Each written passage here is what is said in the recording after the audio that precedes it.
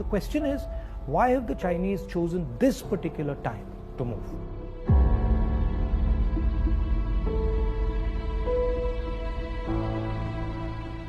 What is it about India's situation that has made China act in such an aggressive way? What is it about this moment in time that has allowed the Chinese to have the confidence that they can move against a country like India? And to understand that, you have to go into multiple spaces. Countries are protected not by one particular thing, but by a confluence of forces, by a confluence of systems. Okay? So a country is protected by its foreign relationships, it is protected by its neighborhood, it is protected by its economy, it is protected by the feeling that its people have, the vision that its people have.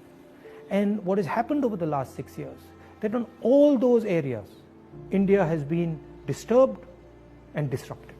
And I'll cover each one of them. Let's start with foreign policy.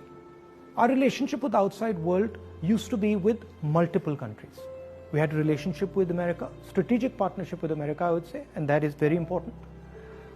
We had a relationship with Russia. We had a relationship with Europe. And these countries used to help us maneuver in the world. Today, our relationship has become transactional. We have a transactional relationship with the United States. We have disturbed our relationship with the Russians. We have a transactional relationship with Europe. Now let's come to our neighborhood. Earlier, Nepal was a friend, Bhutan was a friend, Sri Lanka was a friend. Our neighborhood, other than Pakistan, was working with India and saw itself as being partnered with India. Today, Nepal is angry with us. If you go to Nepal and you speak to the Nepali people, they are furious with what has happened. Sri Lankans have given a port to the Chinese. Maldives is disturbed. Bhutan is disturbed. So we have disrupted our foreign partners, we've disrupted our neighborhood. Now let's come to the economy. Our pride, something that India used to go to the rest of the world and talk about, boast about. Worst economic growth, 50 years, no end in sight, absolute disaster, unemployment highest in 40-50 years. So our strengths have suddenly become our weaknesses.